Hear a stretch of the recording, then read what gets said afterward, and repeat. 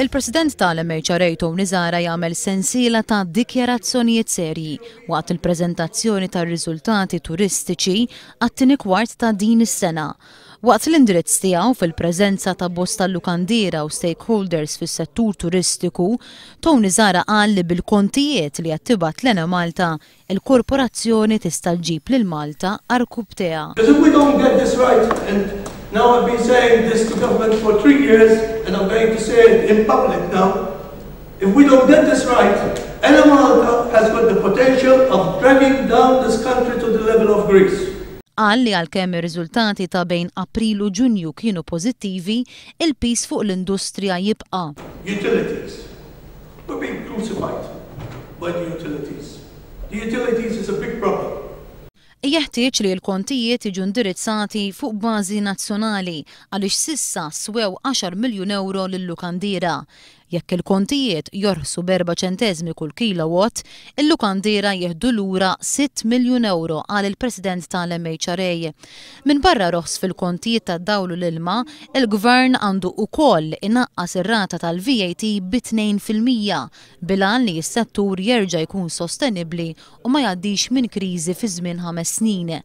Zara qal li bit-tnaqqis fil-pis tal-kontijiet u tal-VAT, il-lukandira jieħdu lura total ta' 20 miljun euro li jistgħu jintużaw għat-tisbieħ tal-lukandi tagħhom. Fattur ieħor li tixekkel l-industrija f'pajjiżna huwa x-xogħol infrastrutturali li ilu jkaxkar għal xhur twal u enfasizza li trid tintrefa' r-responsabbiltà għal dan in-nuqqas. You don't see any movement between 1 month and another. This is hurting our industry. This is hurting our product. We can't go on for this. So let's get this finished. You know, whoever is responsible has to assume responsibility. Anke l-burokrazija qed titfa' lis-settur lura. Bureaucracy is incredible. It's getting worse by the minute.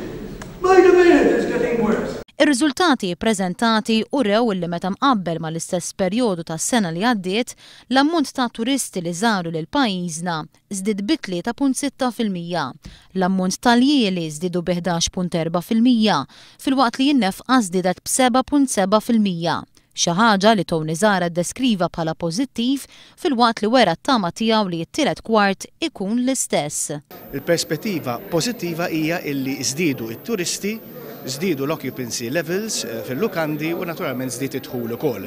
Il-perspettiva inqas pożittiva hija li minkejja li żdied id-dħul xorta waħda għadna ma wasalniex għal livelli tal-2008 b'mod illi qed jonqos il-gross operating profit tal-lukandiera u dana jista' jimpatta negattivament fuq is-sostenibilità fit-tul tal-industrija tat-turiżmu.